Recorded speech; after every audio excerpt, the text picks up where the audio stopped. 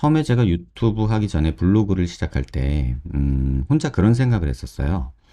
진짜 인터넷상에서 환자들이 많은 검색을 하고, 그 검색을 하고서 나름의 논리와 판단을 가지고 어떤 수술을 계획을 하죠. 그런데 제가 보는 관점에서 이거를 되돌아보면 그 중에 굉장히 편향돼 있거나 또는 어떤 매체의 힘에 의해 조종당하는 그런 얘기들이 주장들이 많다라는 생각이 들어요. 근데 최근 들어서 이제 인터넷이 많이 발달을 하다 보니까 이제 여러 주장들을 접하게 되죠. 일반인 입장에서는. 근데 사람이라는 동물의 감정적인 어떤 판단의 어떤 패턴 이런 것들이 다수의 그 경험에 의존하게 된대요. 그러니까 예를 들면 그런 거 있죠. 오징어 게임에서도 보면은 그 번호표 뽑는 거 있잖아요. 그 번호 순서 정하는 거. 뭐 1번부터 몇 번까지 이렇게. 근데 인간이라는 동물 자체가 맨 앞에 먼저 하는 거에 대해서 불안해하고 또 맨 끝에 마지막에 하는 거에 대해서 불안해서 중간을 항상 택하는 경향이 있단 말이에요. 그러니까 이런 선택지에서 우리는 항상 중간을 택하려는 경향이 이제 자기 보호 본능이고 안전 본능이죠. 예를 들면 맨 앞에 서 있으면은 나쁜 거라면 내가 먼저 맞을까봐 두렵고 또 맨 마지막에 쓰게 되면은 좋은 게 앞에서 다 지나갈까봐 그러면 남은 게 없을까봐 두렵죠. 그러니까 이런 어떤 사람의 일반적인 행동 패턴, 행동과학이라는 그 학문이 있거든요. 그런 쪽에서는 또 그런 것들을 연구하는 분들이 계시고 또 심리학에서도 이런 걸 연구하시고 이제 그러시죠. 근데 이 정보의 홍수 속에서 그러면 우리가 어떤 식으로 판단을 해야 되느냐. 이제 그게 사실은 가장 큰 문제예요. 저도 제 전공 분야가 아닌 부분에서는 여러분과 똑같이 판단해요. 인터넷 검색 보고, 뭐 어떤 사람이 리뷰해 놓은 거 보고, 또는 후기 보고, 뭐 이러면서 이제 뭐 뭘 사던가, 뭐 선택하는 패턴들이 여러분들하고 똑같죠. 근데 이 전문적인 영역에 있는 이제 제가 그 전문 영역의 한 부분에 있잖아요. 그러면 그 부분에서 이렇게 이 시선을 바라보면, 이거 되게 위험할 수도 있겠다. 라는 생각이 들어요. 왜냐면 거짓말하는 전문가도 많고, 어, 뭐, 폴리페서라는 말 들어보셨나요? 그러니까 교수라는 직함이 우리한테 일반적으로 주는 그, 뭐랄까, 권위? 또는 뭐, 믿음? 이런 것들이 존재하잖아요. 근데 폴리페서라고 그래가지고, 이제 정치적인 교수님이라는 단어죠. 그리고 또 쇼닥터라는 말 들어보셨나요? 그러니까 뭐 방송에 나오는 주로 나오는 매체에 나오는 뭐 예를 들면 비타민 이런 프로그램들 있죠. 또는 그 케이블 채널의 그 건강 관련해서 항상 나오시는 방송인인데 전문인 의사 뭐 이런 분들이 있죠. 근데 이제 이게 문제가 된다는 얘기죠. 예를 들면은 어떤 모 건강 방송에서 어떤 이제 뭐 가정의학과 전문의 선생님께서 뭐 음식에 대해서 얘기를 하면서 이게 뭐 항암 작용이 있다, 항염 작용이 있다 이렇게 방송을 한번 하고 나면은 그 다음날 마트에서 그 재료가 불티나게 팔리고 막 이런 일들이 벌어지죠. 그러니까 이런 것들 또 어떤 교수님이 뭐 대학에 계신 뭐 교수님께서 뭐 코로나에 걸렸을 때 고용량 비타민이 효과가 있다 이렇게 말해가지고 또 매체에 그게 소개가 되고 나니까 약국에 비타민이 동의나는 이런 일들이 벌어지죠. 그러니까 이렇게 뭐냐면은 이제 내가 가진 그 뭐랄까 목소리의 크기 주장하는 걸 사람들이 신뢰하는 정도 또는 그 사람의 의견을 존중하는 어떤 이런 추종자들 이런 분들이 이제 생겨나기 시작하는 거죠. 근데 이게 굉장히 위험한 거더란 얘기예요. 그래서 이런 생각들을 조금 해보게 돼요. 나 역시, 그러니까 제가 처음 블로그를 시작한 게 2012년 그 무렵인데, 나 역시 온라인상에 잡음을 만들어내고 있는 건 아닌가, 이런 생각을 들었던 적이 있어요. 왜냐면 제가 말하는 게 뭐 100%다 맞다, 라고 말할 수도 없다고 저는 생각을 하거든요. 왜냐면은 제가 10년 전에 했던 말을 지금 되돌아 생각해 보면은 지금은 그때랑 조금 뭐 아예 반대는 아니더라도 톤이 좀 바뀌는 느낌? 뭐 이런 것들이 있을 수 있겠죠.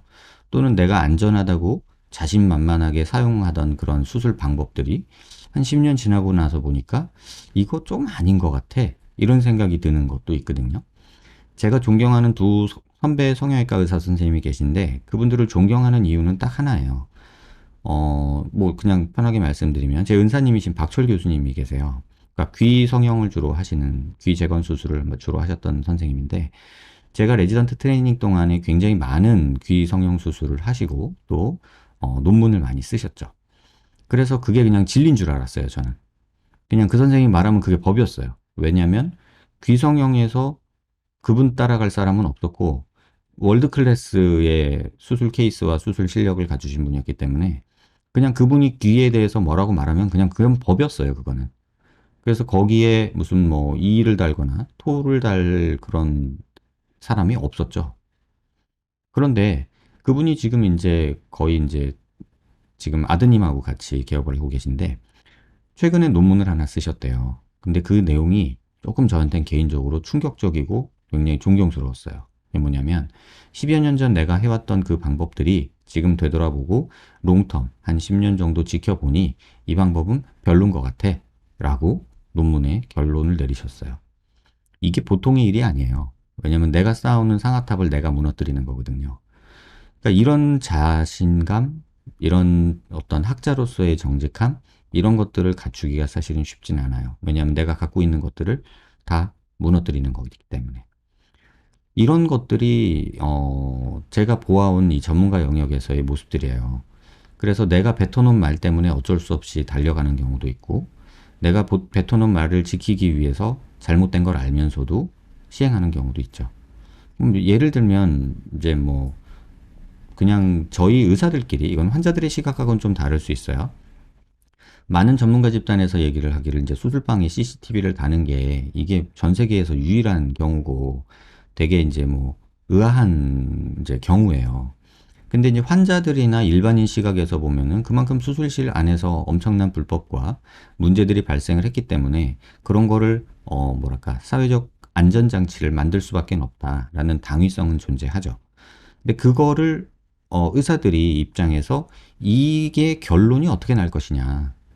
이거에 대해서 굉장히 두려운 거예요. 그러니까 두렵다는 게 의사가 뭐 다치고 이런 게 두려운 게 아니라 이게 어떤 식으로 결론이 지어지느냐. 이게 이제 걱정되는 거예요. 어, 되게 재밌는 얘기 저번에 제가 코브라의 역설이라는 얘기 잠깐 해드렸잖아요. 이게 무슨 얘기냐면 인도에 이제 대영 제국에서 인도를 식민지를 삼았는데 영국의 사람들이 인도에 가서 살다 보니까 이 코브라가 너무 많은 거예요. 그래가지고 영국 사람들이 코브라를 보고서 위협을 느끼고 하니까 코브라를 어떻게 줄여볼까 하고서 이제 머리를 맞댔죠. 그래가지고 내놓은 정책이 있어요. 그 정책이 뭐냐면 코브라를 잡아오면 나라에서 돈을 주기로 했어요. 그러면 사람들이 너도 나도 코브라를 잡아올 테니 코브라가 줄지 않겠냐 이렇게 계산을 했죠. 그러면 전체적으로 코브라 개체 수가 줄어들어서 우리는 인도에서 안전하게 생활할 수 있겠다. 이렇게 생각을 한 거예요. 이 논리에 아무런 오류가 없어요. 근데 현실에서는 어떤 일이 벌어졌냐면 이게 코브라의 역설이라는 어떤 내용인데 인도에 있는 사람들이 코브라를 잡아가면 나라에서 돈을 주잖아요. 그러니까 집에서 코브라를 키우기 시작한 거예요. 그러니까 오히려 코브라 개체 수가 기하급수적으로 늘어나게 됐고 그중에 도망가는 놈도 있을 거고 또 그러다 보니 어느 순간 나라에서는 야, 그 키워서 가지고 온 거 돈을 주면 되겠냐? 이렇게 되잖아요. 잡아오는 거를 돈을 줘야지 이거 개체 수를 줄이려고 했더니 어떻게 집에서 키우네? 이런 식으로 튈 수 있잖아요. 그렇게 돼가지고 결국은 나라에서 돈을 안 줬어요. 그랬더니 코브라를 키우던 인도 사람들이 코브라를 그냥 다 방생을 해버린 거예요. 그러면 어떻게 됐겠어요? 처음에 어떤 정책을 만들었을 때 코브라를 줄이고자 정책을 만들었는데 결론은 돈은 돈대로 쓰고 코브라 개체 수는 엄청나게 늘어나는 결론을 초래하기도 해요. 그러니까 누구도 예상 못했던 결론이었죠.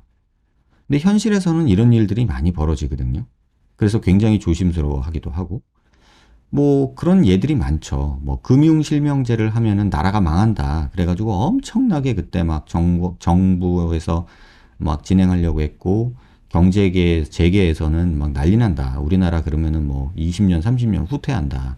사업하는 사람들 다 망한다. 뭐 국가 경제가 망가진다. 뭐 별소리 다 했거든요. 근데 하고 났을 때는 어땠냐? 그래도 일부 비자금들이 검은먼, 뭐 블랙먼이라고 하죠. 지하실에 갇혀 있던 그런 돈들이 양성화되는 좋은 결론을 낸 경우도 있죠. 그러니까 우려와 반대로 좋은 결과를 내기도 하고, 또는 좋을 줄 알았는데 하고 보니까 이거는 좋은 건 하나도 없고 비용만 더 드는 경우도 있어요. 어떻게 보면은 그게 대표적인 게 의약분업이에요.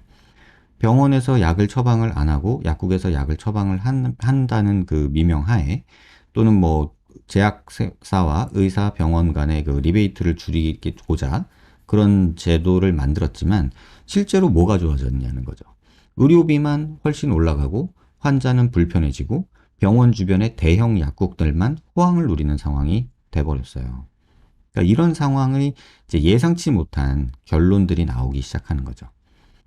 그래서 제가 이 말씀을 드리는 이유는, 아무리 어떤 결국 그 정책이나 또는 어떤 주장이 굉장히 이론적이고 옳다 하더라도 실제 결론에서 시간이 답을 해주는데 어떤 요상한 결론으로, 예상치 못한 결론으로 갈 수도 있다는 거예요.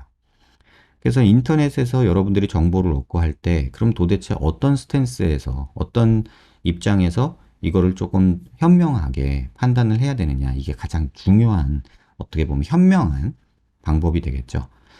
제가 다른 부분은 모르겠어요. 뭐 정치도 마찬가지죠. 정치도 누구 말이 맞는 건지, 뭐 누구 말이 틀린 건지 도대체 우리가 알 수가 없잖아요. 그냥 언론에서 나오는 정보를 가지고 우리가 나름 판단하는 거고, 그 언론이라는 것도 누군가가 프레임을 짜 맞추면 또 그런 식으로 분위기가 만들어지는 거고. 그러니까 이게 참 어렵더라고요. 그러면 현명하게 우리가 삶을 선택하는 그런 수많은 선택의 상황에서 어떻게 하는 게 좋을까? 사실 저도 잘 몰라요.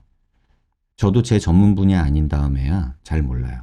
그러니 제가 그나마 성형외과 업에 있고, 특히나 뼈 수술을 주로 하고 있으니 제가 여러분한테 조금 가이드를 해줄 수 있는 거는, 뼈 수술에 관한 그 한정된 영역에서는 조금은 그래도 내가 객관적인 판단의 잣대를 여러분들한테 제시해 줄 수 있지 않을까, 이런 생각을 하고 방송을 시작을 했고 블로그를 시작을 했는데, 이게 10년이 지났거든요. 얼추 10년이 지났는데, 지금 그걸 되돌아보면 이게 과연 도움을 주고 있는 건지, 아니면 수많은 썰들 중에 하나로서 그냥 세상에 잡음이 되고 있는 건지라는 생각이 불쑥불쑥 들어요.